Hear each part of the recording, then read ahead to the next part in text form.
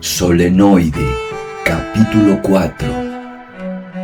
El verano posterior al servicio militar, entonces agazapado en las trincheras durante las prácticas de tiro nocturnas, me imaginaba la vida civil, con su aura místico-sexual, como un paraíso de libertad infinita.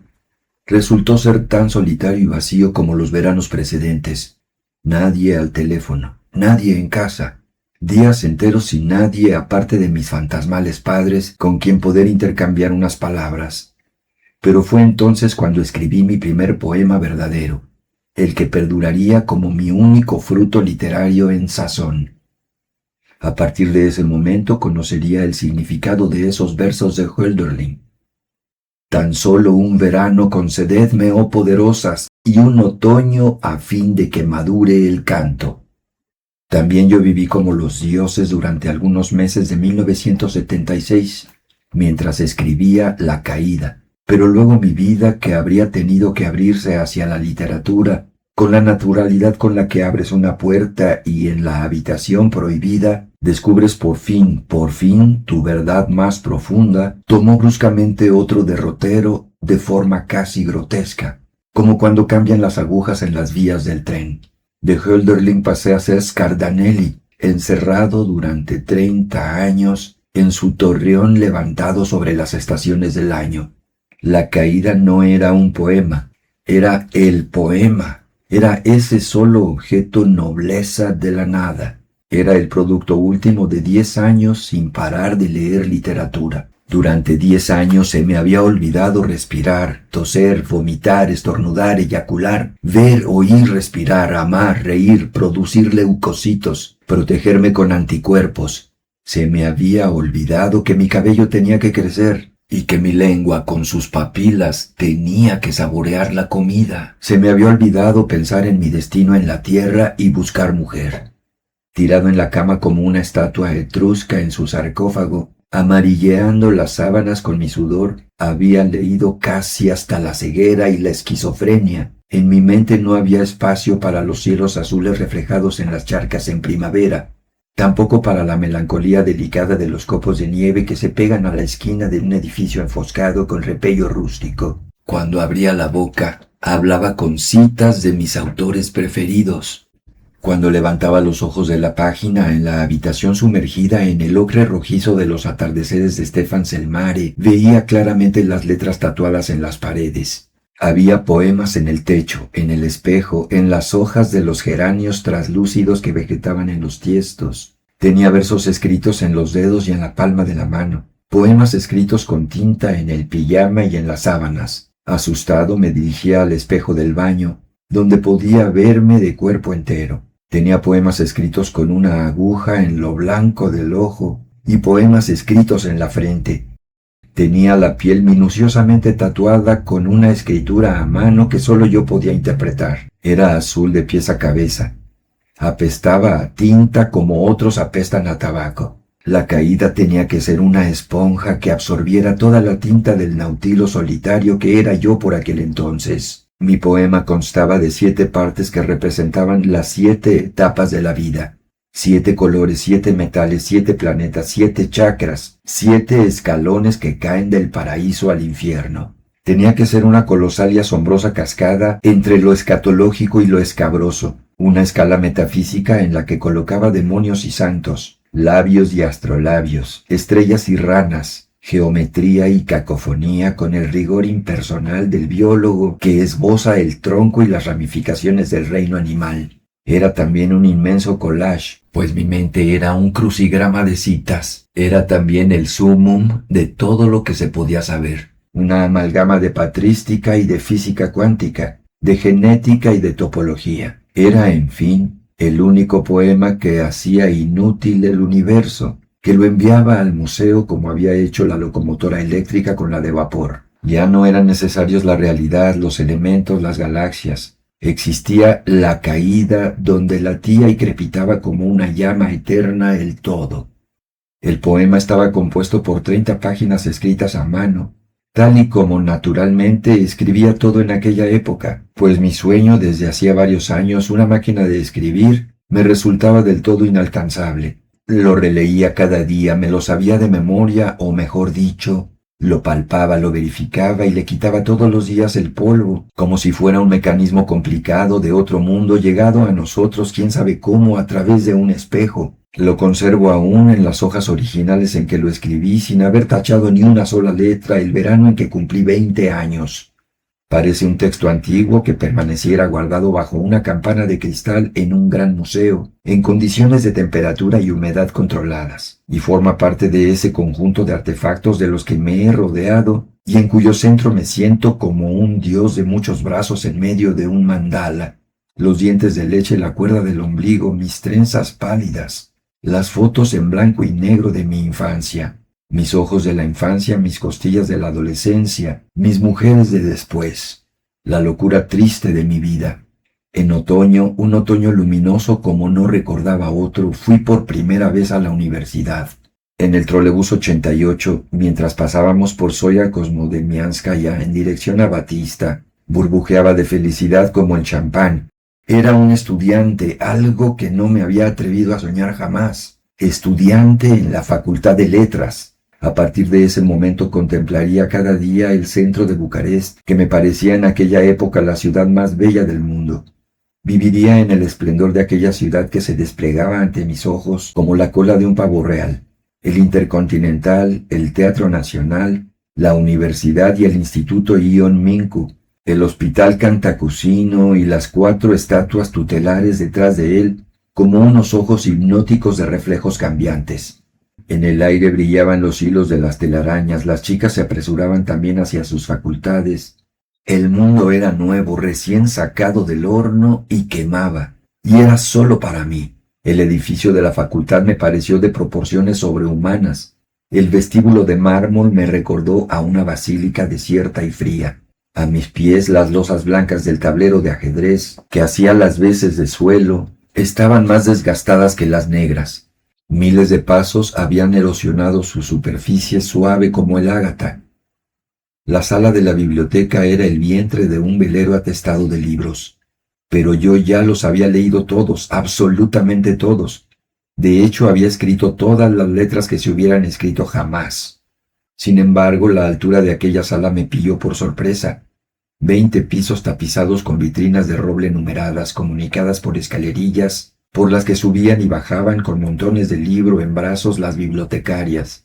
Su jefe, un joven barbudo, antipático, se pasaba las horas como un autómata, sentado en su pupitre, recogiendo y clasificando las fichas de los estudiantes que hacían cola en la parte delantera de la sala. A lo largo de las paredes, como en otro castillo, había pilas de libros que esperaban a ser clasificados y que se derrumbaban continuamente con gran estruendo, lo que asustaba a los lectores de las mesas. Esto cobrará relevancia más adelante en este texto que no es, válgame Dios, un libro, legible o no, pero quiero añadir aquí un detalle. La primera vez que entré en la biblioteca, donde por lo demás no pasé demasiado tiempo mientras estuve en la universidad, porque no estaba acostumbrado a leer sentado ante una mesa, sino solo en la cama, mueble que junto al libro propiamente dicho, consideraba una parte integrante de mis enseres de lectura. Se me ocurrió una idea de la que no pude librarme. Unos armarios macizos del siglo anterior, llenos de cajones con etiquetas escritas a mano con una caligrafía anticuada, ocupaban el centro de la sala.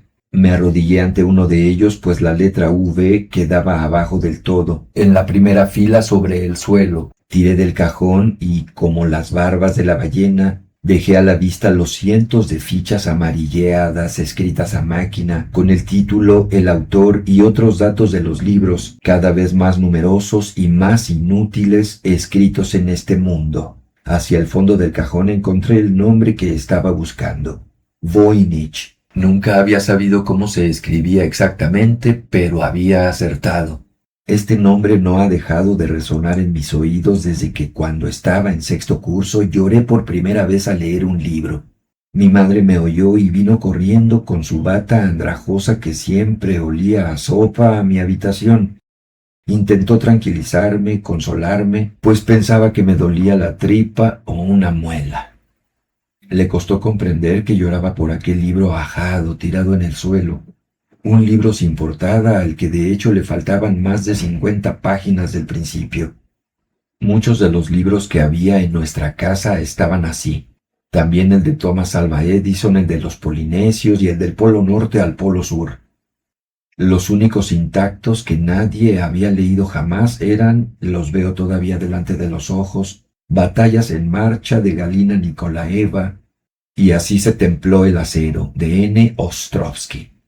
Entre sollozos inconsolables le conté a mi madre algo sobre un revolucionario, un monseñor, una chica, una historia tan embrollada que ni siquiera yo mismo la había comprendido del todo, sobre todo porque la había empezado por la mitad, pero que me había impresionado muchísimo. No sabía cómo se titulaba el libro, y los autores no me interesaban por aquel entonces. Por la tarde, cuando llegó mi padre y dejó la cartera sobre la mesa, como de costumbre, yo sacaba siempre Sportul y Scanteia para leer los artículos deportivos. Me encontró con los ojos enrojecidos, pensando todavía en la escena en la que el joven revolucionario descubre que su padre era el odioso monseñor. «¿Qué libro es ese, cariño?», le preguntó mi madre en la cena, y mi padre, en calzoncillos y camiseta, como solía estar él en casa, respondió con la boca llena algo parecido a mocetón, y luego añadió, «el tábano». Sí, el joven era conocido en Italia con el sobrenombre de tábano, pero yo ni siquiera sabía qué significaba esa palabra. «Es un moscón grande y gris de ojos saltones», me explicó mi madre. Jamás conseguiré olvidar aquella tarde en la que me pasé llorando 4 horas seguidas leyendo aquel libro. Sin embargo, hasta ese mismo instante, no había tenido la ocasión de averiguar nada sobre él ni sobre su autor. La primera sorpresa fue que su autor era en realidad una autora. Su nombre, Ethel Lillian Voynich, estaba escrito en la ficha junto al año de publicación de El Tábano, de Gadfly, 1909. Sentí que había logrado un pequeño triunfo. Había aclarado una historia que se remontaba 10 años atrás, cuando de hecho mi frustración debería haberse agudizado. No sabía por entonces que el nombre que había encontrado en el fichero y por el que mi llanto de otra época había sido una especie de premonición, se iban a vincular 2 de las direcciones más importantes que tomaron mis búsquedas. Pues la infelicidad por no llegar a ser escritor dejó libre, paradójicamente, y espero que esta no sea otra ilusión, el camino hacia el verdadero sentido de mi vida. No he escrito una sola palabra de ficción en mi vida, pero esto ha dado rienda suelta a mi verdadera vocación, buscar en la realidad de la lucidez, del sueño, del recuerdo, de la alucinación y en cualquier otra parte. Aunque emana miedo y horror, mi búsqueda me satisface sin embargo por completo, como las artes despreciadas y no homologadas de la doma de pulgas o de la prestidigitación. Me arrojé a mi nueva vida como un demente. Cursaba literatura antigua con profesores ineptos y estudiaba a monjes y frailecillos que habían escrito 3 líneas en lengua eslava, siguiendo cánones extranjeros, porque había que justificar el vacío histórico de una cultura que se había despertado tarde a la vida. Pero ¿a mí qué me importaba? Yo era estudiante en la Facultad de Letras, algo que casi no me había atrevido siquiera a soñar antes. Mi primer trabajo sobre los salmos en verso ocupó casi 100 páginas. Era monstruoso, recorría toda la bibliografía posible, desde Clement Marot hasta Konchanovsky y los salmos de Verlaine y de Argesi. Todos los poemas que utilizaba como ejemplos en mi tesis habían sido traducidos por mí con su prosodia original. Pero qué solo estaba y qué desafortunado me sentía. Abandonaba la facultad al anochecer cuando el asfalto mojado por la lluvia del día reflejaba los letreros luminosos de los bulevares.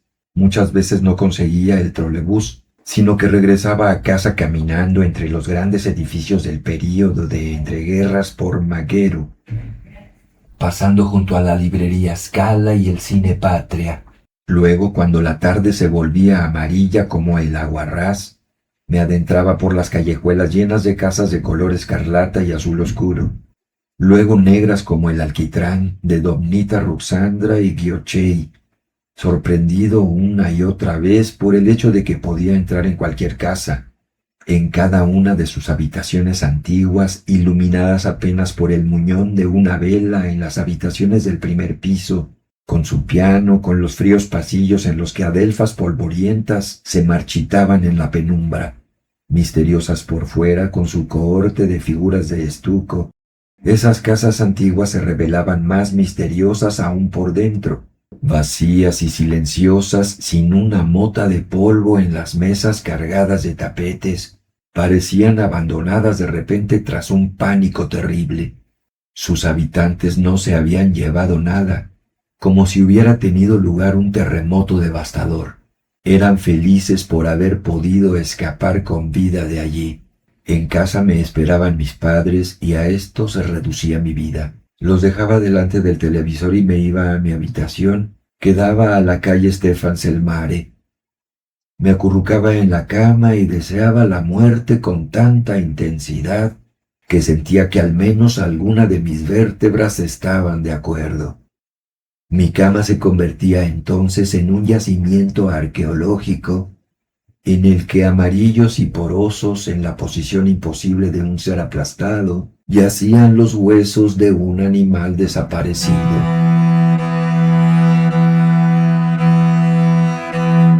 Suscríbete para recibir estas lecturas en voz alta. Dale me gusta para exigir más libros y más calidad. Comparte para que lleguemos a más personas. Gracias.